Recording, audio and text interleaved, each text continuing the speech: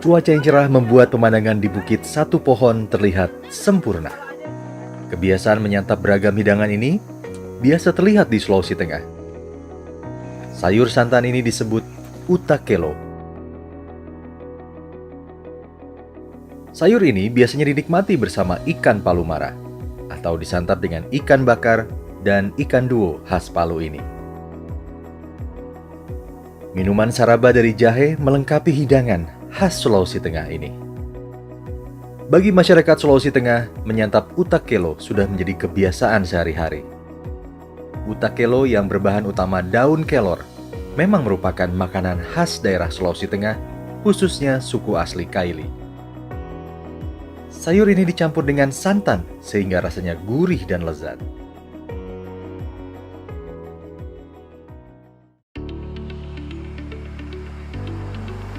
Kelo memang bahasa daerah untuk kelor, yang dalam bahasa Latin bernama Moringa oleifera.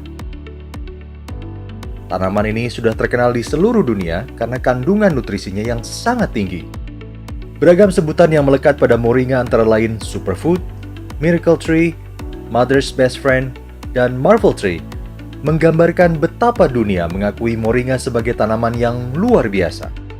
Food and Agriculture Organization of United Nations (FAO) menamai moringa sebagai tanaman ajaib.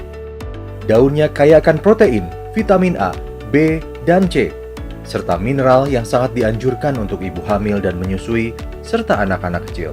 Selain itu, moringa juga memiliki sifat antibiotik, anti-trypanosomal, hipotensif, dan antispasmodik. Kandungan lainnya anti-inflamasi, hipokolesterolemik, dan hipoglikemik. Sebuah jurnal penelitian yang dipublikasi di Bantam Science menyebutkan moringa memiliki jumlah vitamin C yang lebih tinggi daripada jeruk, vitamin A yang lebih tinggi daripada wortel, kalsium yang lebih tinggi daripada susu, dan lebih banyak kalium daripada pisang. Selain itu, moringa mengandung 9 kali lebih banyak zat besi daripada bayam dan 4 kali lebih banyak serat daripada gandum atau oats. Sedangkan di sebuah artikel penelitian di ScienceDirect.com menyebutkan daun moringa kaya akan mineral, vitamin, dan fitokimia penting lainnya, sehingga ekstrak dari daun dapat mengobati kekurangan gizi, menambah ASI pada ibu menyusui, juga sebagai antioksidan, antiinflamasi, anti-diabetes, antimikroba, dan anti-kanker.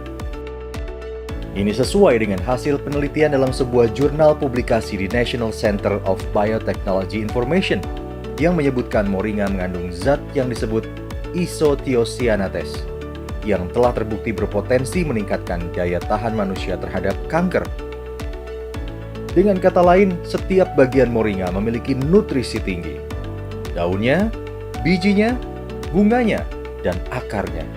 Oleh berbagai organisasi kesehatan dunia seperti WHO, Trees for Life, dan Church World Service and Educational Concerns for Hunger Organization, moringa dijadikan sebagai senjata pangan untuk mengatasi sejumlah negara yang memiliki masalah kekurangan nutrisi. Sebut saja Senegal, Benin, Zimbabwe, Burkina Faso, Kenya, Kamerun, Zambia, Nigeria, India, dan Timur Leste.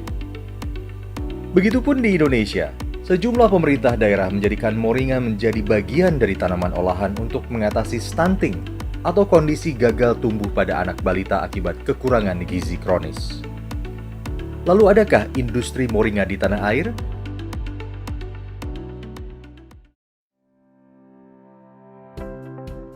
Sejak 1 dekade terakhir, industri pengolahan moringa telah tumbuh di tanah air dengan beragam produk jadi. Industri kecil menengah atau IKM Matanari di Sigi, Sulawesi Tengah ini misalnya.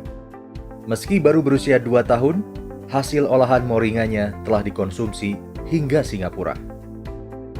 Lahan kebun tanaman moringa seluas setengah hektar ini setiap 2 minggu bisa memanen sekitar 50 kg daun moringa. Daun ini kemudian akan dicuci dan dikeringkan.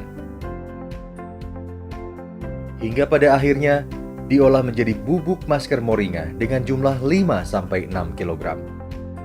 Setiap panen, 250 kemasan masker moringa dapat diproduksi IKM Matanari. Sang pemilik, Pinem Gembira mengaku tidak berpikir panjang saat memulai usaha ini karena situasi ekonomi yang cukup sulit saat itu. Moringa itu pastinya di Sulawesi Tengah banyak banget, ya banyak dan berlimpah banget di Sulawesi Tengah ini. Nah, jadi selama ini digunakan untuk masak doang. Nah, saya melihat peluang di internet, ya kan, di artikel-artikel orang bahwa moringa itu manfaatnya jauh lebih banyak. Nah, akhirnya saya belajarlah bagaimana caranya mengolah moringa.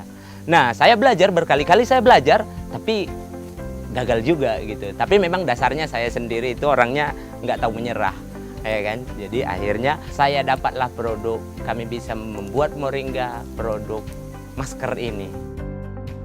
Meski pada awalnya sulit mengedukasi konsumen tentang manfaat masker moringa buatannya, Pinem tetap optimis usaha masker moringa kelak akan banyak dicari masyarakat luas. Apalagi masker moringa ini konon dapat menyehatkan wajah dan mengurangi jerawat dan flek.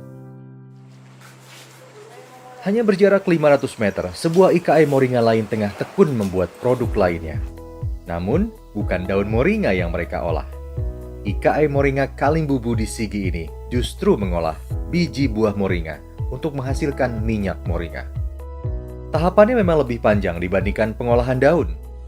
Tanaman moringa dibiarkan tumbuh hingga tinggi dan menghasilkan buah di tangkai-tangkainya. Perlu kehati-hatian untuk memetik buah di ranting-ranting kecil. Setelahnya, buah moringa ini harus dikupas dahulu untuk mendapatkan bijinya. Biji-biji ini lalu dibersihkan dan diolah dalam sebuah alat pres. Minyak moringa murni pun perlahan keluar dari biji-biji ini. 15 kg biji dapat menghasilkan 50 botol minyak moringa murni. Memilih biji kelo yang bagus itu dengan melihat besarnya dan kualitas kelor itu dari kita merendam biji kelor itu. Apabila dia terapung, itu kualitasnya bagus. Dan yang tidak bagus itu yang mengendap ke bawah, seperti itu. IKM Moringa Kalimbubu pada dasarnya dikelola oleh 20 ibu rumah tangga yang sangat tekun. Namun untuk membantu proses produksi, mereka bekerja sama dengan Rumah Sehat Holistic Easy dan membuka kesempatan magang bagi para mahasiswa. Keseriusan ibu-ibu ini terlihat dari proses produksi yang teratur, bersih, dan higienis.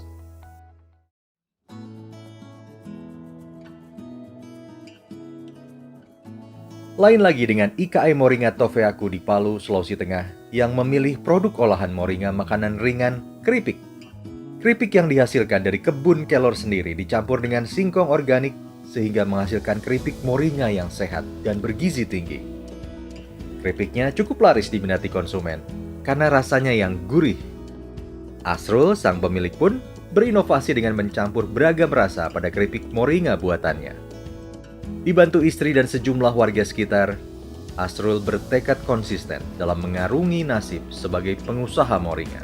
Saya optimis bisa berkembang usaha ini ketika masyarakat tahu bahwa khasiat dari daun kelor. Berjarak 1 jam perjalanan dari kota Palu, tepatnya di Kabupaten Donggala, IKM Tiga Dara melangkah lebih maju dari IKM moringa lain di Sulawesi Tengah. Keuntungan 5 juta per bulan ia kantongi hanya dari menjual teh celup moringa. Berbekal peralatan yang lebih canggih seperti mesin pengeringan daun modern, Tiga Dara mampu memproduksi 3 kali lebih cepat dari pengeringan tradisional. Tak heran, permintaan konsumen pun dengan mudah mereka penuhi karena ketersediaan stok produk yang memadai. Dengan kata lain, semakin tinggi pula keuntungan yang didapat. Kalau untuk 500.000 itu modalnya itu mulai dari beli ini batangnya, daunnya yang 2.000 tadi, terus kemasannya kayak ini harganya 7.500 satu pieces, terus kemasan ini juga ini 100.000 per 100 pieces, terus upah yang ngelorotin 2.000, jadi ditotalin ya 500.000 kurang lebih modalnya untuk 1 kilo teh kelor, dapatnya 1 juta keuntungannya gitu. Dalam skala yang lebih luas, pemerintah daerah kabupaten kota di Sulawesi Tengah memang serius mengembangkan industri moringa. Tugas kami adalah sekarang mengedukasi masyarakat tentang potensi kelor tersebut. Jadi sekarang masyarakat ini kan kalau kita kenalkan, jadi berharap bahwa nanti ke depan itu kelor itu bisa terus dimanfaatkan, ditingkatkan produksinya, termasuk pemanfaatannya. Jadi nanti ke depan masyarakat itu intinya itu kita sepakat semua bahwa IKM ini adalah boleh dikatakan sebagai pilar utama dari ekonomi kita. Tidak hanya di level industri kecil menengah, Indonesia juga telah mengambil bagian dalam industri moringa dunia. PT Kelor Organik Indonesia atau KOI menjadi pabrik moringa terbesar di Indonesia dengan standar internasional dengan luas 60 hektar. Tepung moringa dibutuhkan untuk menjadi bumbu masakan dan minuman di seluruh dunia. Mereka itu memakainya untuk campuran di makanan. Jadi bisa di-mix menjadikan minuman, dicampur dengan kopi dan minuman jus dan minuman dingin atau minuman panas lainnya. Nah, untuk masakannya mereka selalu dicampurkan seperti pengganti tepung, Pak. Jadi dicampur dengan tepung yang mereka akan membuatkan seperti kue, cake, seperti itu, seperti puding dan lain-lain. Dan itu akan jadi bahan campuran makanan untuk meningkatkan kualitas gizi dan nutrisi di dalam makanan tersebut. Mereka memasok tepung moringa yang dibutuhkan untuk menjadi bumbu masakan dan minuman di seluruh dunia. Selain itu, industri kosmetik dan obat di dunia telah menggunakan moringa dalam kandungannya. Kebun moringa seluas 5 hektar ini menjadi titik awal standar internasional itu diterapkan. 6 hari dalam seminggu, PT KOI melakukan panen. Saat panen, puluhan pekerja pun melakukan panen dengan hanya mengambil daun terbaik, yakni daun dari tangkai tengah. Sedangkan daun dari tangkai teratas dan terbawah dibiarkan. Tidak ada pestisida atau bahan kimia apapun yang boleh diberikan pada tanaman. Ini sesuai standar dunia yang mengharuskan moringa diolah dengan metode organik. Pupuk yang diberikan adalah tanaman kelor sendiri yang difermentasi sehingga nutrisinya tetap terjaga. Bahkan untuk memenuhi kebutuhan bahan baku daun berkualitas, KOI menjemput sendiri daun-daun dari IKM-IKM di sekitar, agar memastikan tidak terkena sinar matahari secara langsung. Daun-daun pun lalu dicuci di bak khusus untuk menghilangkan noda atau debu yang tertinggal. Daun lalu ditiriskan dalam mesin sebelum akhirnya dikeringkan di mesin-mesin pengering. Ribuan kilogram daun kering lalu disimpan dalam ruangan khusus dengan suhu yang diatur.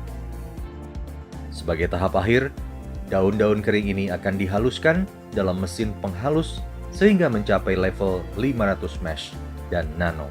Proses pengolahan, kita ada beberapa standar untuk tradisional itu untuk kehalusannya.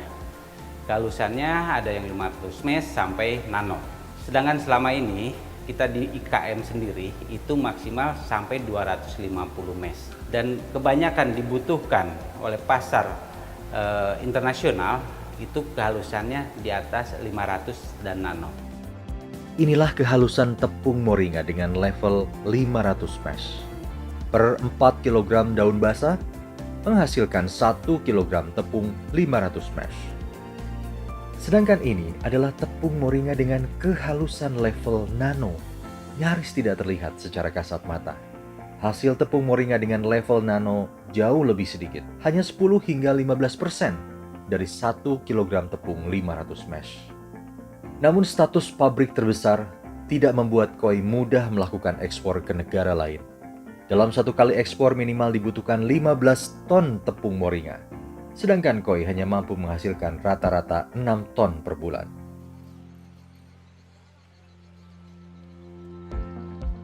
Untuk itu, kerjasama pun dilakukan dengan PT Moringa Organik Indonesia atau MOI di Blora, Jawa Tengah, yang dikelola pelopor industri moringa di Indonesia, Aidudi Krisnadi. Meski belum mencukupi jumlah minimal bubuk untuk ekspor, namun pembeli dari berbagai negara seperti Belanda, Jerman, Kanada, Malaysia, Arab Saudi, Jepang, Ghana, dan Amerika Serikat datang sendiri ke Indonesia untuk membeli tepung moringa. Belum ya. Kenapa? Karena sangat terlambat sih kalau masuk di Indonesia itu. dunia mengenal kelor sejak 1999, bahkan sebelum itu. Nah, kelor, saya mengenalkan kelor di Indonesia ini baru tahun 2010 dan mulai mengenalkan produk berbahan kelor tuh tahun 2012. Kenapa kelor di Indonesia tidak berkembang?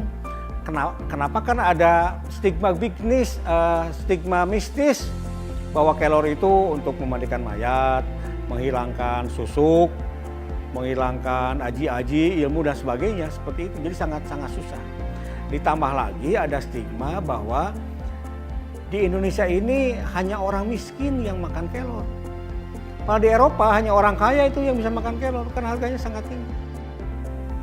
Dudi menekankan pentingnya menjaga kandungan nutrisi kelor dalam setiap pengolahannya. Kandungan nutrisi yang tinggi akan menjaga permintaan dunia terhadap komoditi moringa Indonesia. Untuk itu diperlukan proses pengolahan yang benar, yang dinamakan Moringa Nutrition Log Method, untuk menjamin mutu terbaik. Kebun harus dikelola dengan sistem organik. Tidak boleh ada pestisida sedikit pun yang digunakan. 4 jam setelah dipanen, daun moringa langsung dicuci sebelum mengalami fermentasi. Daun juga dipisahkan dengan ranting yang mengandung antinutrien. Selanjutnya, daun dicuci dengan air ozon untuk mengurangi mikroba. Pencucian dilakukan cepat agar zat nutrisi tidak larut dan terbuang. Daun kelor yang telah dicuci kemudian ditiriskan untuk mengurangi atau menghilangkan kandungan air sehingga tidak ditumbuhi jamur. Pengeringan daun kelor dilakukan dengan suhu antara 30 hingga 35 derajat Celcius selama 3 hari sampai benar-benar kering dan kadar air kurang dari 5%. Setelah itu, pisahkan kembali dari bagian-bagian yang tidak diinginkan yang tertinggal. Kemudian, masukkan ke dalam kontainer plastik food grade. Daun kelor kering lalu ditepungkan dengan mesin penepung hingga derajat kehalusannya mencapai 500 mesh dan nano. Tepung harus dikemas ke dalam alufoil standing pouch zipper dan diberi silika gel, kemudian seal menggunakan sealer continuous.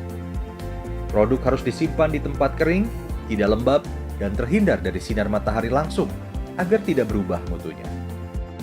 Dudi juga menegaskan saat ini baru 20% kebutuhan moringa dunia yang terpenuhi. Dan 80% dari 20% tersebut dipenuhi oleh India yang konon kualitasnya diragukan dunia.